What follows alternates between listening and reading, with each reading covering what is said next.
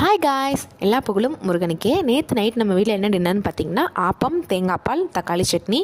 அதாவது கல்யாணத்துக்கு அப்புறம் வந்துட்டு ரொம்ப ரேர் தான் ஆப்பம்லாம் சாப்பிட்றது. கல்யாணத்துக்கு முன்னாடி வந்துட்டு அம்மா அடிக்கடி செய்வாங்க. ஆப்பம், அடை, பணியாரம் இதெல்லாம் வந்துட்டு அடிக்கடி செய்கிறதுனால வந்துட்டு கல்யாணத்துக்கு அப்புறம் வந்துட்டு ரொம்ப ரேராக தான் செய்வோம். வருஷத்துலேயே 2 தடவை தான் அந்த மாதிரி தான் செய்வோம்.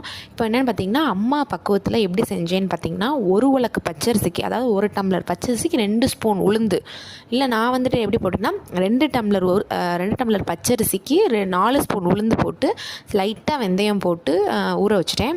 நைட்டே ஊற வச்சுட்டேன். காலையில் எழுந்திரிச்சிட்டு மாவாட்டிட்டு 6 மணி நேரம் புளிக்க வச்சு நைட்டு ஊற்றிட்டு தேங்காய் பால் எடுத்து ஊற்றுனது வந்துட்டு நான் வந்து கொஞ்சம் பயந்துக்கிட்டே தான் இருந்தேன் எப்படி வரப்போதுன்ட்டு. ஆனால் ஆப்பம் வந்துட்டு அவ்வளோ சாஃப்டாக, அவ்வளோ பஞ்சு போல் வந்துருந்துச்சு. அதை அமுக்கணும்னாலே அப்படியே ஸ்பாஞ்ச் மாதிரி அவ்வளோ சாஃப்டாக இருந்துச்சு. இதை நான் சுட்ட ஆப்பமா அப்படின்ற மாதிரி இருந்துச்சு.